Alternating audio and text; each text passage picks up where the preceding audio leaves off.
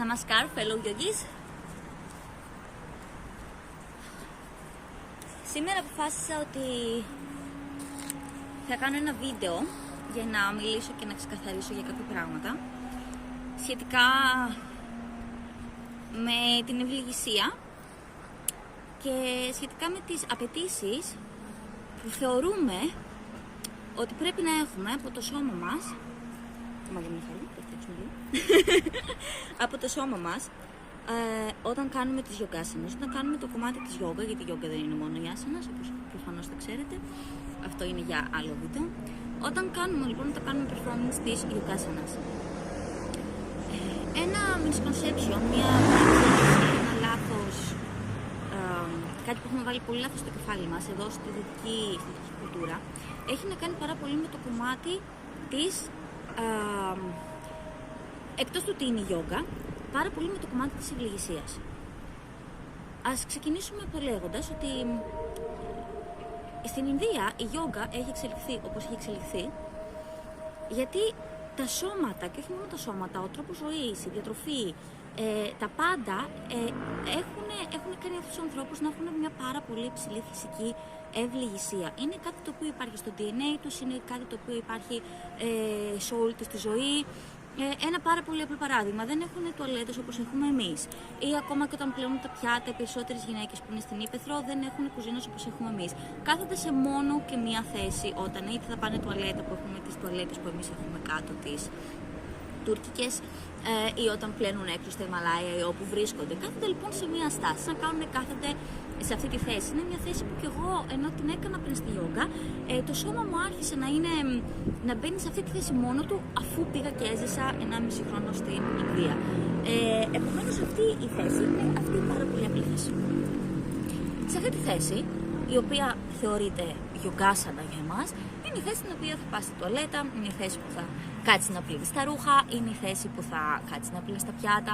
Επομένως μπαίνουν σε μια τέτοια θέση φυσικής ευληγησίας για εκείνους, η οποία για μας είναι πάρα πολύ δύσκολη. Είναι πάρα πολύ δύσκολη γιατί θέλει μια πολύ συγκεκριμένη ευληγησία. Έτσι στους αστραγάλους, θέλει δυνατό κορμό για να μπορείς να κάτσεις έτσι, θέλει να είναι ανοιχτή η hips, έτσι ώστε να μπορείς να κάτσεις σε αυτή τη θέση. Κάτι για το οποίο μας είναι μια διαδικασία ολόκληρη, ώστε να μπορέσουμε να πούμε σε αυτή τη θέση και να ακολουθούμε τη γιογκάσανας. Εκεί που θέλω να καταλήξω είναι ότι έχουμε απαιτήσεις από το σώμα, οι οποίες τουλάχιστον για τη δικιά μας κουλτούρα δεν είναι εφικτές να γίνουν, και όχι γενικά δεν είναι εφικτές να γίνουν. Το σώμα μας έχει μια αλφα δυσκολία, όπου το σώμα αυτών των ανθρώπων δεν την έχει. Επομένως, πρώτα απ' όλα, πρέπει να είμαστε πάρα πολύ ανεκτικοί με το σώμα μας. Πρέπει να καταλάβουμε ότι τα βίντεο που βλέπουμε, είτε στους γιόγκι που κάνουν πάρα πολύ καιρό γιόγκα, είτε σε σώματα που έχουν φυσική ευληγησία, οι αρθρώσεις είναι διαφορετικές, είναι πιο λιπασμένες, είναι πιο ευλίγιστες. Δεν μπορούμε εμείς να απαιτούμε από το σώμα μας να κάνει τα ίδια πράγματα και ειδικά σε ένα πολύ συγκεκριμένο χρονικό διάστημα. Πολύ πιθανό να μην μπορέσει να τα κάνει και ποτέ. Εγώ κάνω χρόνια γιόγκα και είναι πάρα πολύ δύσκολο στο σώμα μου, αν και το έχω καταφέρει κατά καιρούς, όμως όταν σταματάω έστω και για λίγο την πρακτική μου, το σώμα μου ξαναπηγαίνει στην ίδια δισκαμψία και στην ίδια θέση που ήταν πριν. Γιατί στο σώμα μου δυστυχώς δεν υπάρχει φυσική ευληγησία. Τι μπορούμε να κάνουμε για να το βελτιώσουμε αυτό? Ένας πάρα πολύ σημαντικός παράγοντας είναι η διατροφή. Είναι τα καλά λιπαρά. Κάτι άλλο το οποίο έχουν στην Ινδία, το οποίο είναι πολύ σημαντικός παράγοντας για τη φυσική ευληγησία που υπάρχει στο σώμα τους, είναι κατανάλωση συγκεκριμένων τροφών. Για παράδειγμα, η κατανάλωση του λεγόμενου γκί. Το γκί προέρχεται, είναι ένα είδος βουτύρου λαδιού, είναι σαν να λέμε ένα καθαρό βούτυρο. Είναι κάτι το οποίο χρησιμοποιούν παντού στα φαγητά τους, σε ό,τι φαγητό και να κάνουν, ακόμη και ρύζι όταν θα κάνουν, από πάνω θα βάλουν γκί, ακόμα και σε γλυκά που έχουν θα βάλουν γκί. Το γκί είναι ένα πάρα πολύ καλό φυσικό λιπαντικό για όλες τις αρθρώσεις. Όταν εγώ λοιπόν ξεκίνησα, αφού μου το προτείνανε κάποιοι από τη φίλοι μου στην Ινδία ότι πρέπει να αρχίσει να καταναλώνεις γκί, μέσα σε πάρα πολύ μικρό χρονικό διάστημα είδα ότι στο σώμα μου επήλθε μια φυσική ευληγησία και ήταν πολύ πιο εύκολο να μπω σε κάποιες άσανας και σε κάποιες θέσεις που παρότι έκανα χρόνια, όπως είπα, γιόγκα, ταλαιπωρήθηκα πάρα πολύ για να μπω. Με άλλα λόγια, όχι ότι πρέπει ξαφνικά να ξεκινήσουμε τα λιπαρά, αλλά αν έχετε στο σούπερ μάρκετ κάπου που έχετε με φυσικά προϊόντα είτε με προϊόντα ασιατικά, θα ήταν πάρα πολύ καλό το γκί να ξεκινήσετε να το βάζετε στην διατροφή σας. Υπάρχουν κάποια τα οποία δεν έχουν τόσο ωραία γεύση, είναι κάποια άλλα όμως τα οποία είναι πολύ πιο εύγλιστα και μπορείτε να τα τρώτε πολύ πιο εύκολα. Και γενικά να μειώσετε διατροφές οι οποίες κάνουν το σώμα να είναι πάρα πολύ στιβαρό. Κάποιες από αυτές τις τροφές φυσικά εννοείται ότι είναι και το κρέας. Το κρέας δίνει πάρα πολύ πρωτεΐνη, είναι πάρα πολύ καλό για το χτίσιμο του μυ. Την ίδια στιγμή όμως η υπερβολική κατανάλωση προκαλεί και την αντίστοιχη δισκαμψία στο σώμα. Επομένως, λαχανικά, γκί, φρούτα και όλες αυτές οι τροφές οι οποίες δεν προκαλούν επιπλέον δισκαμψία στο σώμα, είναι σίγουρο ότι θα βοηθήσουν πάρα πολύ στη διαδικασία της γιόγκας, στο ταξίδι της γιόγκα ως γιογκάσανα. Από εκεί και πέρα, φυσικά υπάρχουν πάρα πολλές ασκήσεις ευληγησίας, πάρα πολλά ζεστάματα, τα οποία πρέπει να κάνουμε πριν ξεκινήσουμε τη γιόγκα μας, το flow της γιόγκα μας ή τις ασκήσεις της γιόγκα μας, οτιδήποτε κάνουμε. Πάνω απ' όλα γιατί δίνουμε εντολή στον εγκέφαλο ότι αυτό που πρόκειται να ακολουθήσει είναι κάτι το οποίο είναι για να μας χαλαρώσει, είναι κάτι το οποίο είναι πάρα πολύ καλό για το σώμα και δεν είναι κάτι το οποίο θα μας κάνει να νιώσουμε άσχημα με τον εαυτό μας αν δεν μπορούμε να μπούμε σε κάποια θέση. Η πιο απλή θέση, που και εγώ έχω πρόβλημα να πω, είναι όταν είμαστε σε downward facing dog, έτσι όταν είμαστε στο σκύλο που κοιτάει κάτω και πρέπει να όλο το πόδι πρέπει να είναι flat και να μπορεί να λυγίζει πάρα πολύ πάνω. Αυτό το κομμάτι είναι πάρα πολύ δύσκολο. Στην Ινδία αυτό εδώ πέρα είναι πολύ πιο εύκολο. Τώρα που έχω γυρίσει πίσω, έχει ξαναγίνει δίσκαμπτο. Περπατάνε μόνιμα ξυπόλυτοι. Ακριβώς επειδή περπατάνε μόνιμα ξυπόλυτοι και δεν υπάρχει αυτή η σόλα, αυτός ο πάτος που έχουμε, το πόδι βρίσκεται συνέχεια σε μια φυσική σχέση με το πάτωμα, με το αποτέλεσμα αυτό το πράγμα να γίνεται ευλίγιστο από μόνο του. Όμως δεν χρειάζονται αυτοί οι άνθρωποι όλες αυτές τις γιογκάσινες για να μπούμε εμείς. Με άλλα λόγια, όταν το σώμα σας δεν μπορεί να μπει σε αυτές τις πόζες, δεν πειράζει, δεν έχει σημασία. Σημασία έχει να βρείτε εσείς τι σας κάνει να νιώθετε καλά και πάνω απ' όλα να ανακαλύψετε το σώμα σας. Η γιογκάσανας είναι ένα tool στην κουλτούρα της γιόγκα και είναι το πιο συστατικό, το πιο σημαντικό tool για να σας κάνει να έρθετε σε μια καλύτερη σχέση με το σώμα σας, να αποδεχτείτε, να γνωρίσετε πρώτα απ' όλα ποια είναι τα δυνατά του στοιχεία, ποια είναι ίσως τα λιγότερο δυνατά στοιχεία και στα στοιχεία που είναι λιγότερο δυνατά να τα αποδεχτείτε και να αρχίσετε να χτίζετε σιγά σιγά προς αυτά και τα στοιχεία τα οποία είναι δυνατά, φυσικότατα να σας κάνουν να χαρείτε και να τα χρησιμοποιήσετε ώστε να μπορείτε να κάνετε το όλο ταξίδι πιο εύκολο και να κάνετε ένα compensate, να χτίσετε λίγο προς το εκεί και να μην δώσετε ίσως τόσο πολύ σημασία στα στοιχεία τα οποία ίσως να μην είναι τα δυνατά στοιχεία του κορμιού σας, όπως για παράδειγμα η ευληγησία. Επομένως, stay tuned, θα ξεκινήσουμε να κάνουμε σιγά σιγά κάποιες ασκήσεις ευληγησίας και για μένα για να μπορέσω να ξαναμπω στην φυσική μου φόρμα. Θα τις μοιράζομαι σιγά σιγά μαζί σας. Πριν τελειώσει αυτό το βίντεο, ας κάνουμε κάτι πάρα πολύ απλά για να χαλαρώσουμε την αναπνοή μας, πριν τον ύπνο, τώρα αρχίζει και βραδιάζει, να χαλαρώσουμε λίγο τη σπονδυλική στήλη, οποιαδήποτε ένταση έχει μαζευτεί στη σπονδυλική στήλη πίσω να μπορέσει να φύγει, να μπορέσουμε να την εκτονώσουμε ώστε να πάμε στο σπίτι μας, να βάλουμε τη μουσική μας ή να κάνουμε ό,τι να κάνουμε και να πάμε στο κρεβάτι μας σιγά σιγά και να έχουμε έναν καλύτερο ύπνο. Επομένως, καθίστε σε μια στάση η οποία να βολεύει εσάς, μπορείτε να κάτσετε σε half lotus όπως έχω κάτσει εγώ, σε full lotus μπορείτε να κάτσετε όπως θέλετε, μπορείτε να κάτσετε και πλάω κλαδόν, οπότε όλα αυτά δεν είναι τόσο πολύ σημαντικό, ειδικά για τα αρχικά στάδια. Να ισιώσετε τη σπονδυλική στήλη, να πάρουμε 1 με 2, 3 ανάσες, ας πάρουμε 3 ανάσες βαθιές, ξεκινώντας από το στέρνο και μετά όσο φουσκώνουμε το στέρνο σιγά σιγά να φουσκώσουμε εδώ στο διάφραγμα και μετά να φουσκώσουμε στο χαμηλό, στο ντάντιεμ εδώ πέρα που βρίσκεται ο αφαλός μας και μετά αντίστροφα να εμπνεύσουμε, ξεκινώντας να βουλιάζουμε πρώτα την κοιλιά, μετά το διάφραγμα και μετά να αδειάζουμε το στήθος το οποίο κάναμε να δεχτεί πρώτο την εισπνοή. Θα κάνουμε 3 τέτοιες και οι 3 από τη μύτη. Ας ξεκινήσουμε. Πρώτη.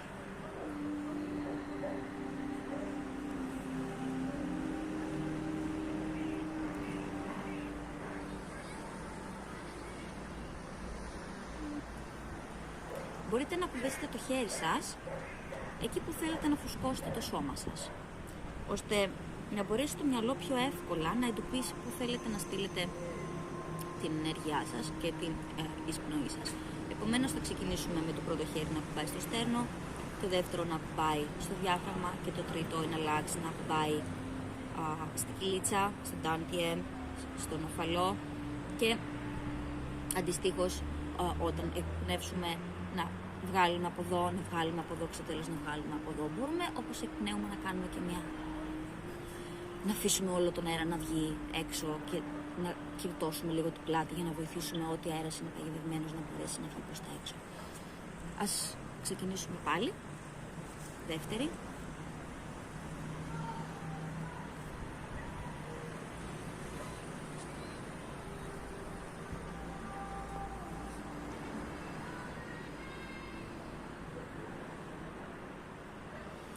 Και πάμε τρίτη. Και ενδιάμεσα από τις αναπνοές ας μετρήσουμε 3. Ας μετρήσουμε 3 και ας προσπαθήσουμε να κρατήσουμε την αναπνοή ψηλά, να ορθώσουμε και να νιώσουμε ότι κρατάμε την αναπνοή ψηλά στο στέρνο και σε όλο το σώμα, ότι κρατάει τη σπονδυλική στήλη δηλαδή σωστά σε 3 δευτερόλεπτα. Πάμε ξανά.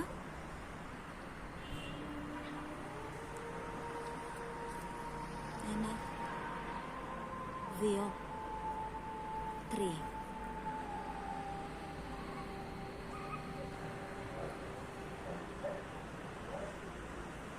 Ας κάνουμε άλλη μια τελευταία σαν και αυτή. Πάμε ξανά.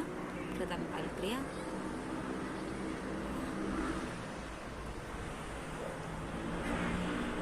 Ένα, 2, 3.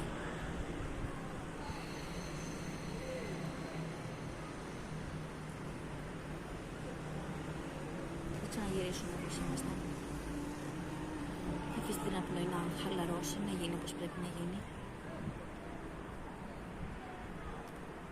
Γυρίστε το κεφάλι σας προς τα δεξιά και ντώστε.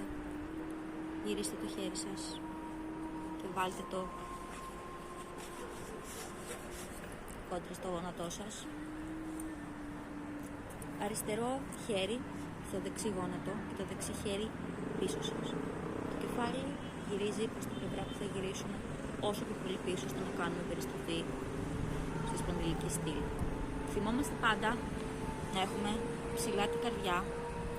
Βοηθάει να δημιουργήσουμε χώρο στη μέση ώστε να μπορούμε να κάνουμε τα τούι μας πιο εύκολα. Αλλά άλλος ένας λόγος που φροντίζουμε να έχουμε πάντα το στέρνο ανοιχτό είναι γιατί ανοίγει ανάχατα. Ανοίγει το τσάκρα της καρδιάς, το κέντρο της καρδιάς και εκτός από όλα τα beneficial που έχουμε για καλύτερη αναπνοή και καλύτερη καρδιακιακή κατάσταση, την αισθημή μας γεμίζει και με πιο πολύ αγάπη, πιο πολύ ανεκτικότητα, πιο πολύ αυτοματισμό μας κάνει να είμαστε πιο πολύ present στη στιγμή. Επομένως είναι άλλος ένας λόγος που όλες οι άσανας πρέπει πάντα να γίνονται με ανοιχτό το κέντρο της καρδιάς. Επομένως ανοίγουμε το κέντρο της καρδιάς, ρουφάμε τη μέση ώστε να έχουμε πιο πολύ χώρο. Το δεξί χέρι τοποθετείτε πίσω από το ποπό. Αυτό εδώ τοποθετείτε πίσω από αυτό το πόδι ώστε να το χρησιμοποιήσουμε σαν μοχλό. Και γυρνάμε όσο πιο πίσω μπορούμε σιγά σιγά. Ο στόχος δεν είναι να γίνουμε σαν το κατσαβίδι, δεν υπάρχει λόγος. Όπου το σώμα σας λέει ότι είναι καλά. Και μια στιγμή κοιτάμε προς τα πίσω. Πάμε.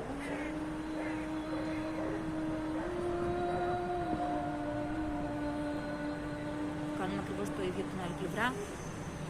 Αριστερό χέρι πίσω από ποπό, δεξί χέρι μοχλός στο πόδι, τσεντώνουμε σπονδυλική στήλη, περνάμε το κεφάλι και πάμε.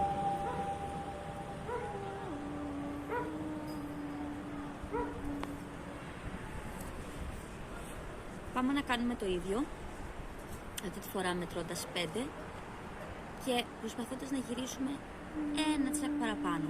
Με κάθε εκπνοή γυρνάμε λίγο παραπάνω. Λίγο παραπάνω με κάθε εκπνοή. Πάμε, θα μετρήσουμε 5. Σηκώνουμε το στήθος, ρουφάμε την κυλίτσα, χέρι πίσω, μοχλός, δημιουργούμε χώρο και πάμε. 5, 4, 3, 2, 1. Εκπνοή. Ξανά το ίδιο από την άλλη πλευρά, εισπνέουμε καθώς γυρίζουμε, χέρι από εδώ, εισπνοή, twist. 5, 4, 3, 2, 1.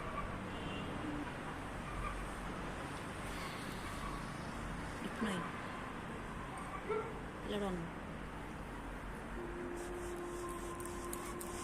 Ας τονίσουμε λίγο το σώμα, λίγο το σώμα σου, το στήθος, τα χέρια, να φύγει η ένταση, η οποία είναι παγιδευμένη, τη σπονδυλική στήλη. Όπως νιώθετε ότι πρέπει να γυρίσετε το σώμα σας, πρέπει να κουνήσετε το σώμα σας, κουνήστε το. Και κάντε άλλο ένα μικρό twist και από τη μία και από την άλλη. Μικρό. 1-2 δευτερόλεπτα ίσα. Πάμε. Εισπνοή, γυρνάμε. Αν το κάνατε καλά θα ακούσατε κράκ. Και πάμε ξανά. Ή μπορεί το σώμα να μην ήταν έτοιμο για τα κράκ, μπορούν να έρθουν αργότερα. Ή μπορεί να είστε σε πολύ καλή κατάσταση και να μην χρειαστούν να κάνετε κράκ. Αλλά τα κράκ πάντα είναι μια ένδειξη ότι το σώμα λίγο πιο ξεπλέκει. Στο επόμενο βίντεο θα δείξουμε κάποιες ασκήσεις, πώς να χαλαρώνουμε πόδια και ενώ καθόμαστε και στο χαλί, πώς να χαλαρώνουμε χέρια, κάποιες ασκήσεις ώστε να μπορούμε όταν μπαίνουμε στις άσανας, στο μάτ μας, στο χαλί μας, να έχουμε πιο καλή σταθερότητα, πιο καλό grip, να μας γλιστράνε τα χέρια και να νιώθουμε ότι είμαστε πιο σταθερά και πιο καλά στο σώμα μας όταν συνεχίζουμε το ταξίδι μας στη γιόγκα. Σας αφήνω, έχει ήδη νυχτώσει, άργησα να κάνω το βίντεο μου σήμερα, ναμασκάρ, θα τα πούμε στο επόμενο βίντεο. Love and light!